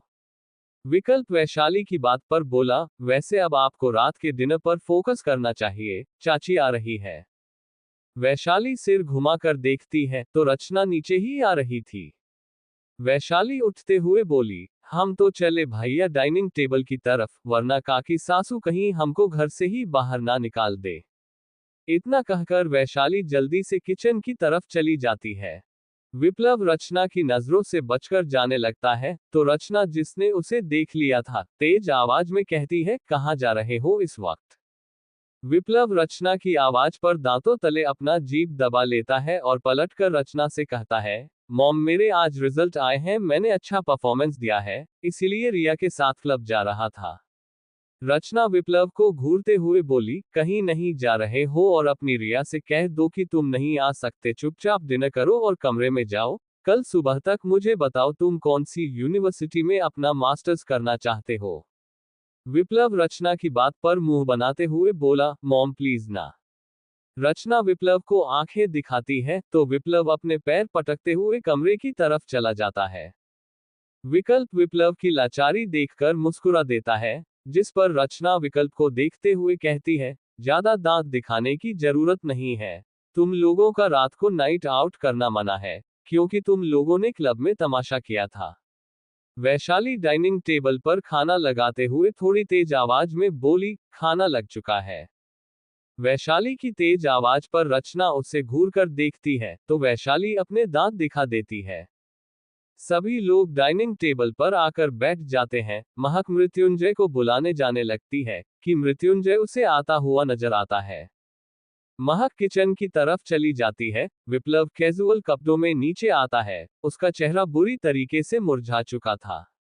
अमृत कमरे से नीचे आता है और डाइनिंग टेबल पर अपनी कुर्सी पर बैठ जाता है। सभी अपना चुपचाप डिनर करने लगते हैं। तभी शोभित अदिति के साथ वहां आ जाता है। सब लोग उस तरफ देखने लगते हैं। रचना अपनी कुर्सी से खड़ी हो मेन हॉल में आते हुए बोली, शोभित कौन है ये लड़की? अदिति, जो कि पहले से घबराई हुई थी, रचना की तेज आवाज पर शोभित के हाथ को मजबूती से पकड़ लेती है। अब आगे। रात का वक्त, सारंग विला। शोभित अदिति के हाथ पर थपथपाकर बोला, शांत हो जाओ। रचना शोभित के सामने आते हुए बोली, शोभित, मैंने कुछ पूछा है तुमसे, कौन है ये लड़की और तुम्हारे साथ क्या कर रही है? अब तक वहां पर बाकी सब लोग भी आ चुके थे। महक की नजर जब अदिति पर जाती है, तो अदिति को गौर से देखने के बाद महक अदिति की तरफ जाते हुए कहती है, तुम तो वही हो ना, जो मनाली में मिली थी, तुम मुंबई में क्या कर रही हो? मृत्युंजय महक की तरफ देखते हुए बोला, तुम जानती हो इसे? महक अपना सिर हिलाते हुए बोली, वट सावित्री की पूजा के लिए जब मैं शोभित भैया के साथ मठ गई थी, तब इससे मुलाकात हुई थी। ये भी अपनी माँ के साथ पूजा के लिए आई थी। मृत्युंजय अदिति की तरफ देखते हुए बोला, तुम मनाली से अकेले आए हो मुंबई, क्या करने? शोभित महक से बोला, तुम इसे गेस्ट रूम में ले जाओ और इसे कुछ खाने को दे दो, और कुछ कंफर्टेबल मीरा के कपड़े दे देना। महक शोभित की बात पर अपना सिर हिला अदिति के पास आती है, तो रचना बीच में अदिति के हाथ को पकड़कर उसे शोभित की तरफ करते हुए कहती है, पहले तुम ये बताओ, ये लड़की यहाँ क्यों रहेगी और यहाँ पर क्यों आए है? शोभित एक गहरी सांस लेकर बोला, मैं पूजा के सामान के लिए ग्रोसरी शॉप गया था। ये एक हफ्ते से यहीं पर है। 2 दिन पहले इसकी माँ इसे छोड़कर चली गई। तब से बस ये इधर उधर हो रही थी, और मुझे ग्रोसरी शॉप में मिल गई। पुलिस स्टेशन गया था मैं, उन लोगों ने कहा कि वो लोग इसे पुलिस स्टेशन में नहीं रख सकते, इसीलिए मुझे इसे यहाँ लेकर आना पड़ा, और जब तक इसकी फैमिली नहीं मिल जाती, तब तक ये यही रहेगी। रचना सार्केज्म के साथ अदिति को देखते हुए बोली, कौन सी फ्रॉड टोली की मेंबर हो तुम, बता दो। अमीरों के घर में घुसकर उन्हें लूटने वाली, और तुम यहाँ क्यों रहोगी? निकलो यहाँ से। शोभित रचना की बात पर नाराजगी से बोला, मॉम, मैं इससे मनाली में मिल चुका हूँ, थोड़ी तो इंसानियत दिखाए। रचना शोभित को देखते हुए बोली, शोभित, तुम्हें नहीं पता ये लोग कैसे होते हैं। अमीर लड़का देखा है कि अपनी खूबसूरती का फायदा उठाना बहुत अच्छे से जानते हैं, और ये लड़की इतनी सी है नहीं, नाटक कर रही है। ये कहकर रचना अदिति को घूरती है, जो कि रचना की इन बातों को सुनकर रो रही थी। मृत्युंजय शोभित से बोला, इंस्पेक्टर ने क्या कहा, कब तक इसके फैमिली के बारे में पता चल जाएगा? शोभित मृत्युंजय की बात पर बोला, हमने एफआईआर दर्ज करवा दिया और इसने सब कुछ उन्हें बता दिया, तो उन लोगों ने कहा कि वो लोग अपनी तरफ से इन्वेस्टिगेट करेंगे। रचना शोभित को घूरते हुए बोली, ये लड़की यहाँ नहीं रह सकती शोभित, या मैं इस घर में रहूंगी या फिर ये लड़की इस घर में रहेगी। मैं अपने होते हुए इस लड़की को यहाँ नहीं आने दूंगी। अदिति शोभित के हाथ को छोड़ देती है और बिना कुछ कहे वहां से जाने लगती है। शोभित अदिति के हाथ को पकड़कर रचना से बोला, ये यही रहेगी, अगर आप इसे नहीं रहने दोगी, तो मैं भी यहाँ से चला जाऊंगा। रचना शोभित को घूरते हुए बोली, तुम इस लड़की के लिए घर छोड़ना चाहते हो? अमृत शोभित से बोला, मीरा का कमरा साफ है, तुम इस लड़की को वहीं ले जाओ। रचना अमृत और शोभित को घूरते हुए बोली, तुम दोनों मेरे खिलाफ जा रहे हो, इस लड़की के लिए। वैशाली रचना की तरफ देखते हुए बोली, काकी सासू, अगर ये लड़की कुछ दिन यहाँ रह जाती है, तो आपके राशन पानी में कोई कमी नहीं आ जाएगी, तो प्लीज रहने दीजिए, और गुस्सा छोड़ दीजिए। विप्लव रचना से बोला, मॉम प्लीज उस लड़की को रहने दीजिए ना, सिर्फ कुछ दिन की बात है। रचना सब लोगों को घूरते हुए बोली, अगर इस लड़की के घर वाले कभी नहीं मिले, तब तुम लोग क्या करोगे? शोभित रचना की बात पर बोला, मैं इसे अडॉप्ट कर लूंगा, पूरी जिंदगी अपने साथ रख लूंगा। रचना शोभित के गाल पर एक थप्पड़ जड़ देती है। अदिति अपने मुंह पर हाथ रखकर रोने लगती है। पीतांबर रचना के बाह को मजबूती से पकड़कर गुस्से से बोला, रचना, मानसिक संतुलन खो चुकी हो क्या? पागल हो चुकी हो तुम? कोई जवान बेटे पर इस तरीके से हाथ उठाता है? रचना पीतांबर से अपना बाह छुड़ाकर बोली, हाँ, पागल हो चुकी हूं मैं। तुम देख नहीं रहे हो तुम्हारा ये बेटा क्या कह रहा है? किस हक से इस लड़की को यहाँ रखना चाहता है वो? निर्जला रचना को समझाते हुए बोली, रचना उसके माता पिता जैसे ही मिलेंगे वो यहाँ से चली जाएगी, तुम बात को इतना क्यों बढ़ा रही हो। रचना एक गहरी सांस लेकर बोली, ओके फाइन, सिर्फ एक हफ्ता, अगर एक हफ्ता से एक दिन भी ज्यादा हुआ तो मैं इस लड़की को इस घर से निकाल दूंगी। मृत्युंजय रचना से बोला, चाची ये लड़की यही रहेगी जब तक इसके घर वाले नहीं मिल जाते, चाहे इसके लिए एक हफ्ते का वक्त लगे या फिर एक साल का, ये मेरा फैसला है और मेरा फैसला ही ऑर्डर है। इतना कहकर मृत्युंजय डाइनिंग की तरफ चला जाता है। सभी लोग रचना की तरफ देखते हैं और डाइनिंग की तरफ चले जाते हैं। शोभित अदिति को लेकर मीरा के कमरे की तरफ चला जाता है। रचना गुस्से में अपने कमरे की तरफ चली जाती है। शोभित अदिति को ऊपर ला मीरा के कमरे में ले जाता है और कमरे को दिखाते हुए कहता है, जब तक तुम यहाँ पर हो इसी कमरे में रहोगी, लेकिन याद रहे किसी सामान को गंदा मत करना। अदिति शोभित की बात पर धीरे से बोली, आई एम सॉरी। शोभित अदिति की बात पर बोला, माफी क्यों मांग रही हो, तुमने क्या किया है। अदिति छोटा सा मुंह बनाकर बोली, वो अदिति के कारण आपको मार खाना पड़ा, आंटी ने आपको बहुत जोर से मारा ना, इसीलिए। शोभित अदिति की बात पर बोला, सुनो, तुम यहाँ पर सभी बड़ों से बात कर सकती हो, मेरी मॉम को छोड़कर, क्योंकि वो थोड़ी गुस्सैल है और मृत्युंजय भाई से दूर रहना, उसे गुस्सा बहुत जल्दी आता, बाकी फिर तुम किसी से भी बात कर सकती हो और मुझे हर वक्त परेशान मत करना। अदिति मासूम नजरों से शोभित की तरफ देखते हुए बोली, और मेरे मम्मी पापा कब मिल जाएंगे। शोभित अदिति की बात पर बोला, तुमने देखा ना इंस्पेक्टर ने क्या कहा, वो लोग उन्हें ढूंढ लेंगे, मैं अपनी तरफ से भी कोशिश करूंगा, तब तक तुम परेशान मत हो और अच्छे से रहो। इतना कहकर शोभित वहां से जाने लगता है तो अदिति जल्दी से कहती है, सुनिए अंकल। शोभित पलटकर अदिति को घूरते हुए बोला, I am not your uncle, शैतान की नानी। अदिति कुछ देर सोचने के बाद बोली, okay I will call you senior. Shobhit Aditi की बात को इग्नोर करते हुए बोला, कॉटन कैंडी। तुमने मुझे क्यों रुकने के लिए कहा। अदिति मासूम सा चेहरा बनाकर बोली, मुझे भूख लगी है। शोभित हैरान होते हुए बोला, यार तुमने 2 घंटे पहले ही तो इतना सारा खाना खाया था। अदिति अपना सिर हिलाते हुए बोली, वही तो 2 घंटे पहले खाया था, मुझे फिर से भूख लग रही है। महक खाने की प्लेट लिए कमरे में आते हुए बोली, मैं तुम्हारे लिए खाना लेकर आ चुकी हूँ, अब तुम्हें शोभित भैया को परेशान करने की जरूरत नहीं है। अदिति खुश होकर महक को गले लगाते हुए बोली, आपको पता है आपके जाने के बाद मुझे वो मालपुआ बहुत अच्छा लगा था। शोभित उन दोनों की तरफ देखता है और कमरे से बाहर चला जाता है। महक अदिति के सिर को सहलाते हुए कहती है, चलो तुम फ्रेश हो जाओ, तुम्हारे लिए खाना लेकर आई हूँ और कल घर में पूजा है, तुम्हें बहुत अच्छे प्रसाद खाने को मिलेंगे। अदिति खुश होकर बोली, क्या सच में। महक अपना सिर हिला देती है तो अदिति बाथरूम में फ्रेश होने चली जाती है। अदिति फ्रेश होकर बाथरूम से बाहर आती है और महक उसे खाना खिला सोने को कहकर अपने कमरे की तरफ चली जाती है। मृत्युंजय का कमरा। मृत्युंजय स्टडी रूम से अपने कमरे में आता है। मृत्युंजय चारों तरफ अपनी नजरें घुमाता है, लेकिन उसे कमरे में कोई भी नजर नहीं आता। तभी उसे बालकनी का दरवाजा खुला नजर आता है। मृत्युंजय के कदम बालकनी की तरफ बढ़ जाते हैं।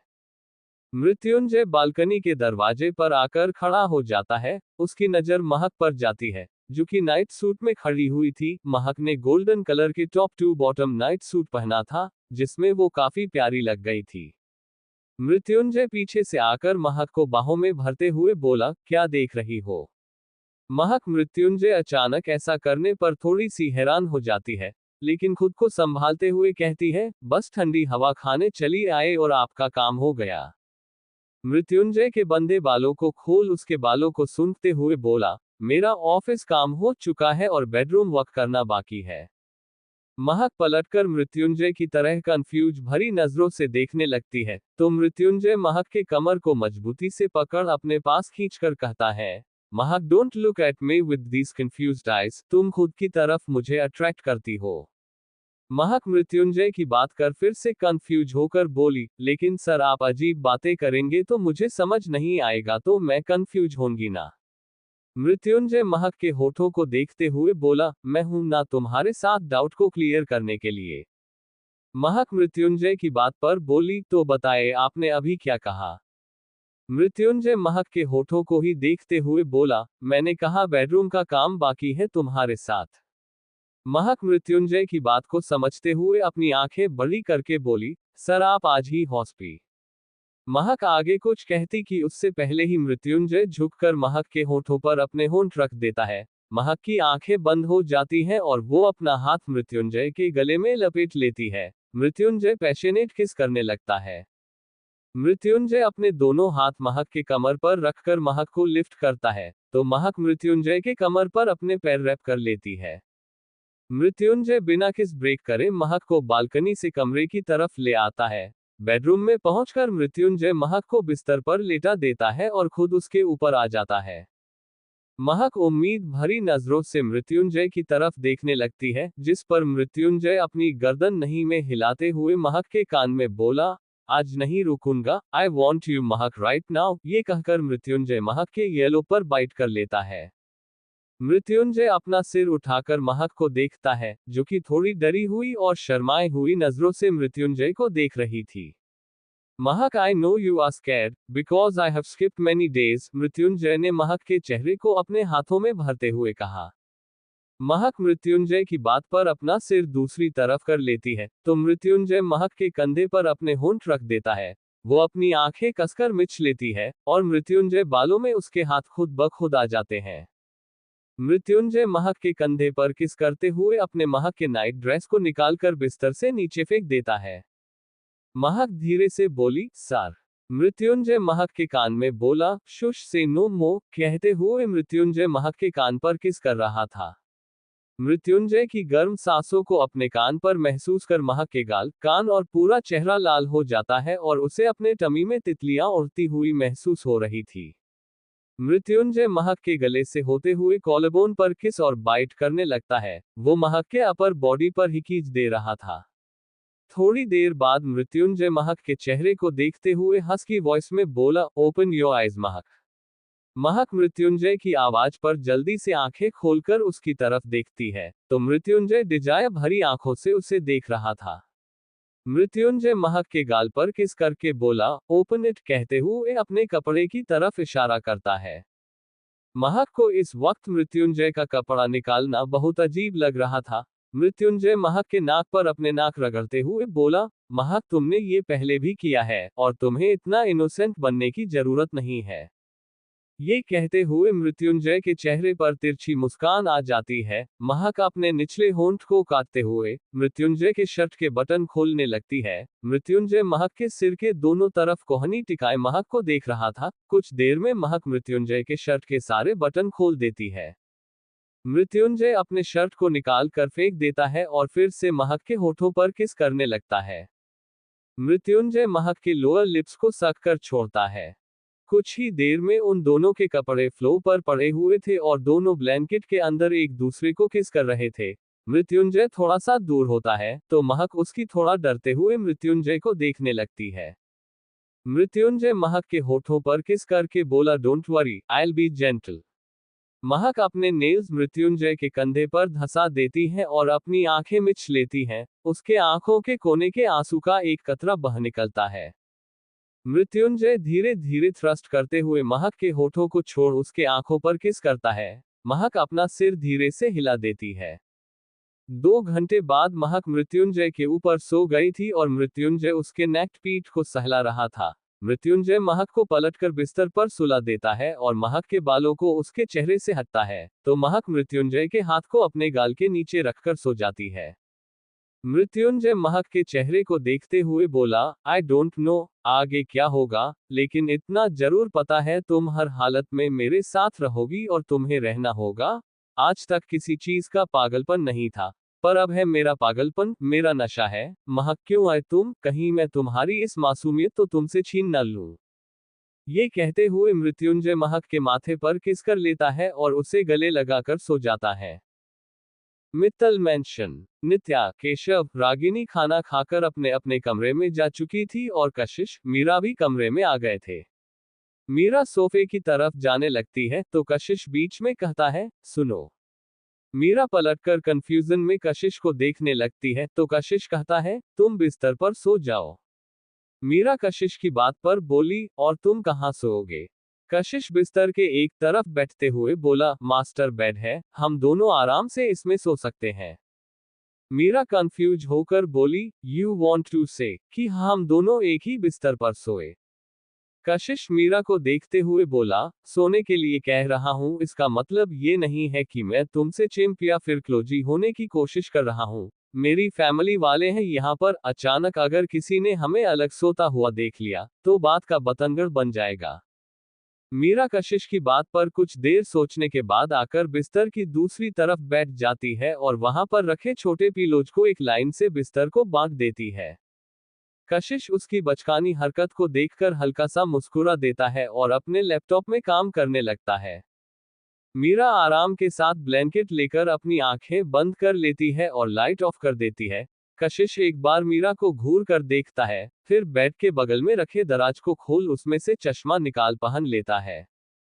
करीब रात के 11 बजे कशिश अपना लैपटॉप नाइट स्टैंड पर रख देता है और अपना चश्मा निकालते हुए वॉशरूम में चला जाता है। कुछ देर बाद कशिश फ्रेश होकर कमरे में आता है तो देखता है मीरा उसकी साइड पैर रखे सो रही थी। कशिश मीरा को देखते हुए बोला, क्या बात है मीरा, सारंग मुझे पसंद नहीं करती और मेरे साथ एक ही बिस्तर पर इतना कंफर्टेबल होकर सो रही हो। स्ट्रेंज। ये कहकर कशिश मीरा की तरफ आकर उसे ठीक से सुला देता है और जाकर अपनी तरफ सो जाता है।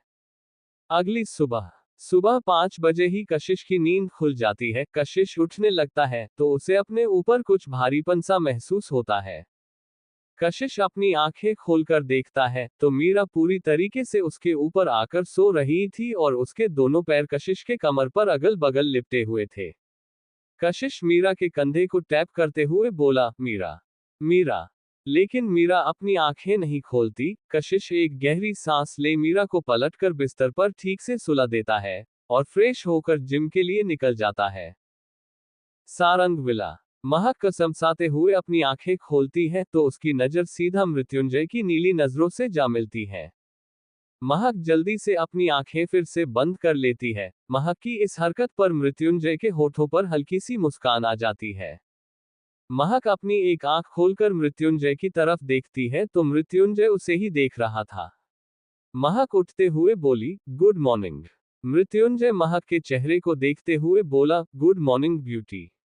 महक को मृत्युंजय की इतनी सॉफ्ट आवाज को सुनकर खांसी आ जाती है।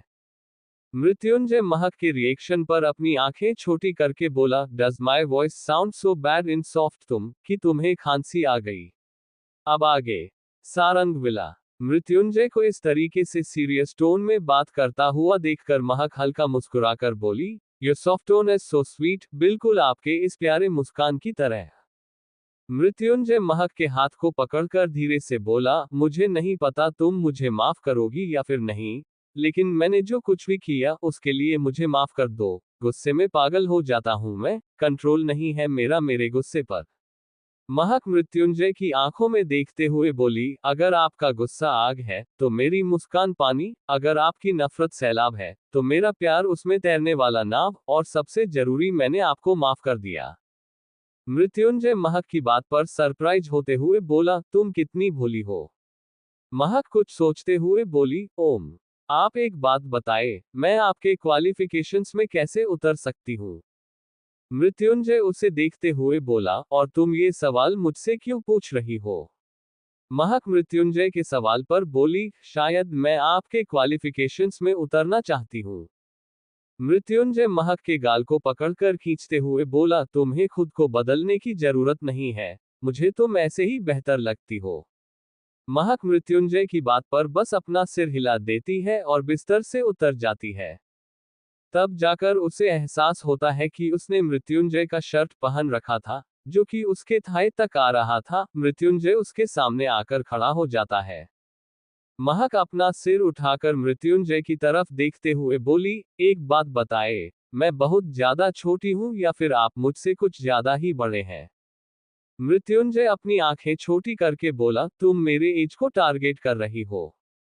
महक अपने दांत दिखाते हुए बोली, नहीं बिल्लू जी, मैं आपके एज को टारगेट नहीं कर रही, मैं तो हाइट को कह रही थी। मृत्युंजय महक को कमर से पकड़ अपने पास खींचकर बोला, देखो दादाजी की तरह मुझे टोंट मत करो, मुझे वो नाम बिल्कुल नहीं पसंद, और सबसे जरूरी, तुम जरूरत से ज्यादा छोटी हो, मेरा हाइट बिल्कुल परफेक्ट है। महक मुंह बनाते हुए बोली, गलत, आप जरूरत से ज्यादा लंबे हो। मृत्युंजय महक के चेहरे के पास आने लगता है कि कोई दरवाजा खटखटाता है। मृत्युंजय बुरी तरीके से चिढ़ जाता है और वही महक के होठों पर एक मुस्कान आ जाती है और वो मृत्युंजय को खुद से दूर कर वॉशरूम की तरफ चली जाती है। मृत्युंजय, जो कि लोअर और टी शर्ट में था, जाकर दरवाजा खोलता है तो सामने वैशाली सूट सलवार में खड़ी हुई थी। मृत्युंजय मुंह बनाकर बोला, सुबह सुबह अपना चेहरा दिखाकर क्यों मेरा दिन खराब करना चाहती हो? वैशाली अपनी आंखें छोटी करके बोली, जेठ जी, घर में पूजा होने वाली है, आप अपना बकवास करके हमारा दिमाग खराब मत करो, वैसे भी आज खाने को हमको मिलने वाला है नहीं। मृत्युंजय वैशाली को घूरते हुए बोला, तुम ना सुधर जाओ। वैशाली जल्दी से बोली, हम ट्राई कर रहे हैं लेकिन होता ही नहीं है। अब कोई पैदा होने के बाद सीधा चल तो नहीं सकता ना, धीरे धीरे चलना सीखता है, हम भी वही कर रहे हैं। मृत्युंजय वैशाली की बात पर बोला, नहीं, तुम सीधा बड़ी हो गई हो, इसीलिए तुम्हारा दिमाग अभी भी घुटने में है। वैशाली बड़ी सी मुस्कान के साथ बोली, अरे हमको पता ही नहीं था, आप दिमाग से पैदल है, पहले कहना चाहिए था बनारस में बहुत अच्छे महंत जी रहते हैं, मुफ्त में आपका इलाज कर देंगे, और अगर पैसा लेंगे ना तो हमारा नाम ले देना। मृत्युंजय वैशाली को बहुत बुरी तरीके से घूरने लगता है। वैशाली अपना सिर झुकाकर बोली, आप हमें इस तरीके से क्यों घूर रहे हो? मृत्युंजय वैशाली के एक्सप्रेशन पर अपनी आंखें बड़ी करके मन में बोला, ये तो गिरगिट से भी बहुत तेज अपना रंग बदलती है, लेकिन ये अभी अपना रंग क्यों बदल रही है? ये कहते मृत्युंजय सोचने लगता है। पीछे से महक आते हुए वैशाली से बोली, वैशाली तुम यहाँ, कुछ काम था? मृत्युंजय को अब जाकर रियलाइज होता है कि वैशाली नाम की झांसी की रानी अचानक अबला नारी क्यों बन गई, उसकी प्यारी बड़ी दीदी जो सामने आ गई थी। मृत्युंजय वैशाली के कुछ कहने से पहले ही महक से बोला, अपनी इस गिरगिट को मेरे कमरे से दूर रखा करो, क्योंकि इस कमरे में आना किसी को अलाउड नहीं है। इतना कहकर मृत्युंजय वॉशरूम की तरफ चला जाता है। महक मृत्युंजय की बात पर कंफ्यूज होने के बाद वैशाली से बोला, तुमने कुछ कहा उन्हें? वैशाली तुनक कर बोली, हम कह रहे थे कि आप अपने उस पति को तलाक देकर किसी अच्छे जिंदा इंसान से शादी कर लो, साला उसके पास दिमाग ही नहीं है, कब क्या कह दे पता ही नहीं होता।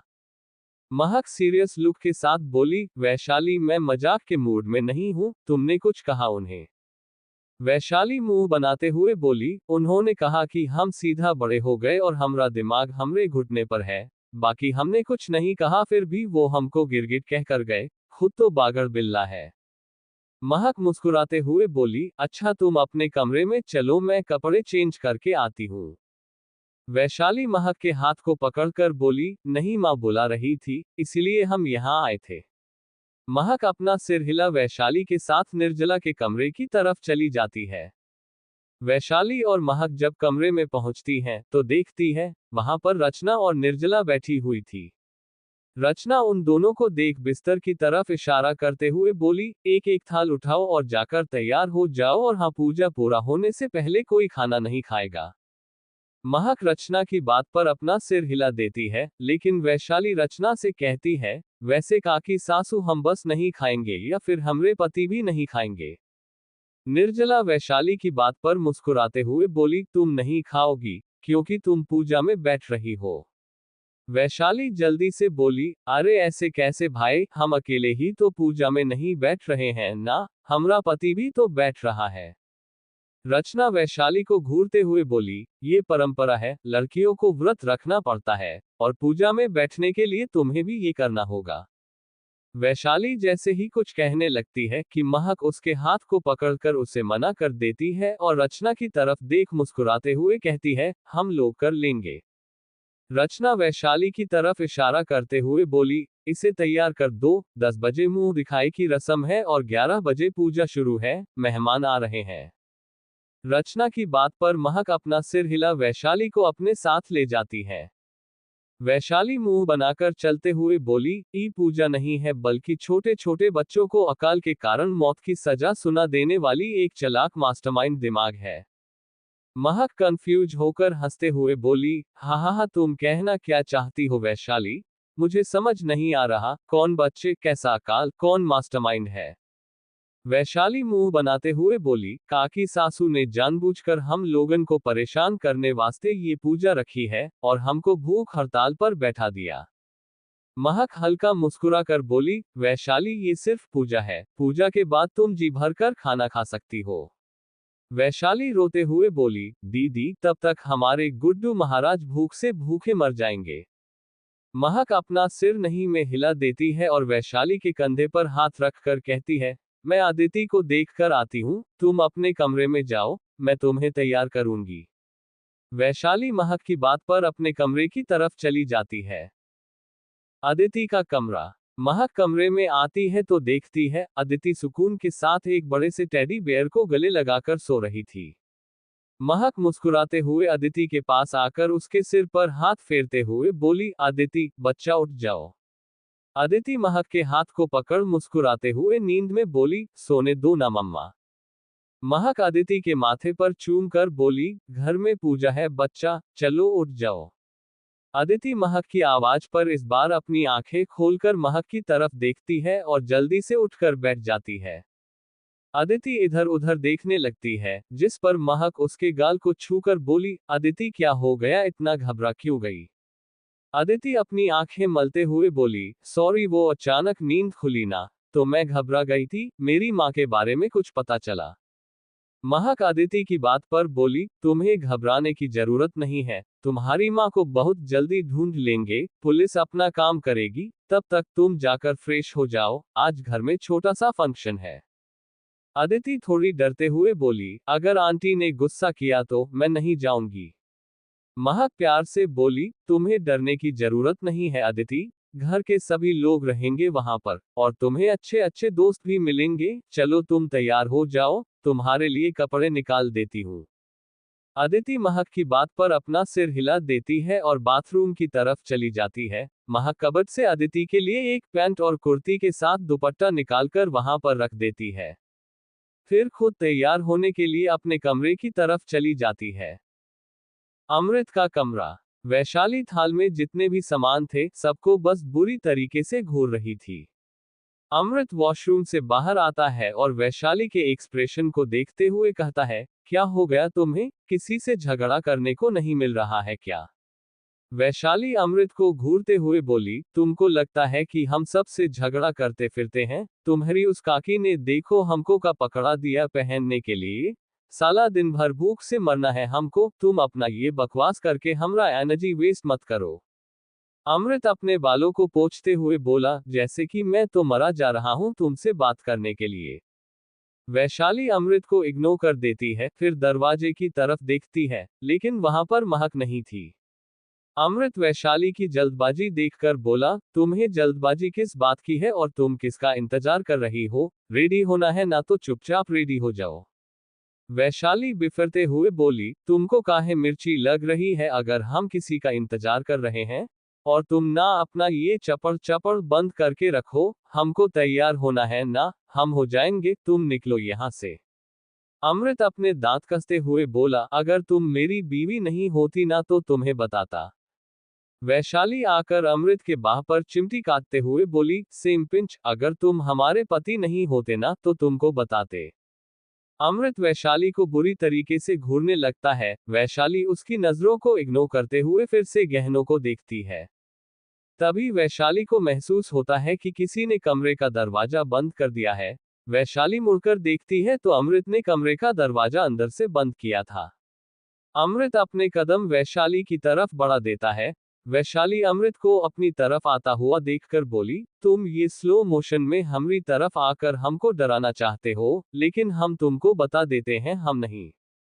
अमृत वैशाली के होठों पर उंगली रखते हुए बोला, शश शश शश, चुप, बिल्कुल चुप, कितना बोलती हो तुम, तुम्हारे मुंह में दर्द नहीं होता, और अगर मुझे तुम्हें डराना हुआ तो ज्यादा वक्त नहीं लगेगा, लेकिन तुम्हारा ये बेझिझक मेरे सामने बोलना मुझे अच्छा लगता है, लेकिन कभी कभी तुम बहुत ज्यादा बोलती हो।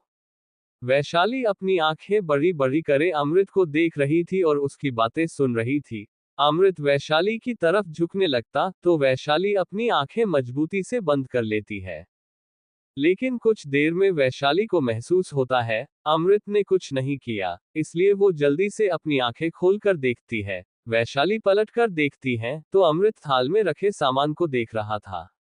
वैशाली अमृत को खुद से दूर कर घूरते हुए बोली, अब का तुम पहनोगे हमारी जगह।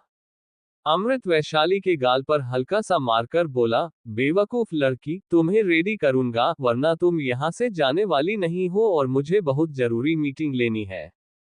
वैशाली अपने गाल पर हाथ रखे अमृत को घूरते हुए बोली, तुम्हारी हिम्मत कैसे हुई हमको थप्पड़ मारने की? गाल सूजा देंगे मार मार के अगर दोबारा कभी हमें छूने की कोशिश करोगे तो। अमृत मुंह बनाते हुए बोला, हाँ हाँ क्यों नहीं गुंडी कहीं की। वैशाली भी मुंह बनाते हुए बोली, हाँ हाँ ठरकी कहीं का। अमृत गुस्से से बोला, how dare you call me a jerk. Vaishali Amrit के टोन में बोली, so how dare you call me a goon. Amrit एक गहरी सांस लेकर अपने गुस्से को कंट्रोल करता है और वैशाली के बाह को मजबूती से पकड़कर उसे साड़ी थमाते हुए कहता है, जाकर इसे बदल कर आओ। वैशाली अमृत के हाथ पर मारती है और साड़ी लेकर वॉशरूम में चली जाती है। अमृत को बहुत गुस्सा आ रहा था, लेकिन वो शो नहीं करता। कुछ देर बाद वैशाली साड़ी पहनकर वॉशरूम से बाहर आती है। अमृत पायल की आवाज पर पलटकर वैशाली की तरफ देखता है। वैशाली अपने चेहरे पर आ रहे जुल्फों को कान के पीछे करते हुए ड्रेसिंग टेबल पर आकर बैठ जाती है। अमृत वैशाली के पास जाकर बोला, अब मुझे बताओ कि तुम्हें क्या समझ नहीं आ रहा। वैशाली मिरर में अमृत को घूरते हुए बोली, तुम तो ऐसे बतिया रहे हो जैसे कि ब्यूटिशियन का कोर्स करके बैठे हो। अमृत वैशाली को घूरने लगता है तो वैशाली कहती है, बस बस तुम्हारी ये चंदेल आंखें हमको बिल्कुल नहीं पसंद। उसके बाद वैशाली अपने बालों को दिखाते हुए बोली, हमको इसको अच्छे से डिजाइन करना है। अमृत वैशाली के होठों पर उंगली रखकर बोला, अब तुम बिल्कुल चुप रहोगी, मैं तुम्हें रेडी कर रहा हूं। वैशाली अमृत के हाथ को झटक देती है तो अमृत ज्यादा ध्यान ना देते हुए वैशाली को तैयार करना शुरू कर देता है। करीब 1 घंटे बाद अमृत वैशाली के मांग में सिंदूर भरते हुए बोला, अब तुम बिल्कुल तैयार हो। वैशाली मिरर में देखती है अमृत ने उसे ज्यादा ओवर मेकअप नहीं दिया था, लेकिन वैशाली और ज्यादा खूबसूरत लग रही थी। वैशाली तिरछी नजर से अमृत को देखते हुए बोली, तुम्हारी कोई गर्लफ्रेंड थी क्या? अमृत वैशाली के टोन पर जल्दी से बोला, नहीं तो मैं सिंगल था हमेशा से। वैशाली अपना सिर हिलाते हुए बोली, वेरी गुड, वरना हमको लगा कि तुम एक नंबर के छिछोरे हो। अमृत वैशाली के हाथ को पकड़कर बोला, तुम बिल्कुल तैयार हो चुकी हो, अब कमरे से निकलो और हाँ, जब तक तुम्हारा मुंह दिखाई का फंक्शन पूरी तरीके से कंप्लीट ना हो जाए, अपना ये शक्ल मुझे मत दिखाना, क्योंकि मुझे जरूरी काम है। वैशाली अमृत को घूरते हुए बोली, तुम तो ऐसे कह रहे हो जैसे हम मर रहे हैं तुम्हारे साथ दुबक बैठकर बतियाने के लिए। इतना कहकर वैशाली अमृत के पैर पर मारते हुए कमरे से बाहर चली जाती है। अमृत अपने पैर को सहलाते हुए बोला, आह, ये चुड़ैल औरत मेरी जिंदगी से चली क्यों नहीं जाती। इतना कहकर अमृत कमरे का दरवाजा अंदर से बंद कर अपने कानों में हेडफोन लगा मीटिंग लेना शुरू कर देता है, क्योंकि घर में फंक्शन होने के कारण सभी को भी ऑफिस जाना मना था। मेन हॉल महक वैशाली की तरफ देखते हुए बोली, सॉरी मैं थोड़ा लेट हो गई, लेकिन तुम तो काफी अच्छे से तैयार हो गई। वैशाली महक की बात पर मुंह बनाते हुए बोली, हम तैयार नहीं हुए हैं, वो जो है नागुंडे महाराज, उन्होंने हमको तैयार किया है। महक हैरानी से बोली, अमृत भैया ने तुम्हें तैयार किया? वैशाली अपना सिर हिला देती है। विकल्प आते हुए बोला, हेलो लेडीज, क्या बातें हो रही यहाँ पर? वैशाली विकल्प की बात पर बोली, हम बस ये जानना चाहते थे तुमको तैयार करना आता है का लड़की को? विकल्प अपना सिर नहीं में हिलाकर बोला, मुझे नहीं आता। वैशाली विकल्प की बात पर बोली, तो हमारे पति को कैसे आता तैयार करना? विकल्प हंसते हुए बोला, हा हा हा, वो तो खुशहाली। कहते हुए विकल्प रुक जाता है। वैशाली अपने कमर पर हाथ रख विकल्प को देखते हुए बोली, अब आधा बात तुमने अपने मुंह से उगल ही दिया है, तो आगे भी उगलो। कौन है खुशहाली? रचना आते हुए बोली, खुशहाली एक बहुत अच्छी लॉयर है और अमृत के साथ ही कई सारे केस सॉल्व कर चुकी है। हो सकता था अगर तुम बीच में नहीं आती तो वो लोग 1-2 साल के अंदर शादी भी कर लेते, क्योंकि वो दोनों एक दूसरे को ऑफिशियली डेट कर रहे थे। वैशाली की मुट्ठी आपस में मजबूत हो जाती है। महक वैशाली के हाथ पर हाथ रखते हुए बोली, वैशाली वो बीता हुआ कल था, तुम अमृत भैया का आज और आने वाला कल हो, इन सब बातों को ज्यादा ध्यान मत दो। वैशाली महक की बात पर अपना सिर हिलाते हुए विकल्प से बोली, आप बताओ, क्या वो दोनों अभी भी डेट कर रहे थे? विकल्प वैशाली की बात पर धीरे से अपना सिर हाँ में हिला देता है। वैशाली आते हुए राजीव की तरफ देखते हुए बोली, ये पंडित क्यों नहीं आ रहा? भूख के मारे हमारे पेट में खलबली मची है। वैशाली को इस तरीके से बात बदलता हुआ देखकर विकल्प और महक राहत की सांस लेते हैं। तारांकन, क्या चल रहा है वैशाली के दिमाग में? क्या वो इतनी आसानी से भुला देगी अमृत के बोले झूठ को? महक के लिए ये बदलते ऐसा क्या मृत्युंजय को उसके लिए पागल बना देंगे? अदिति क्या समय के साथ ठीक हो पाएगी? जानने के लिए बने रहिए मेरे साथ, कमेंट करके बताना मत भूलना आज का चैप्टर कैसा लगा।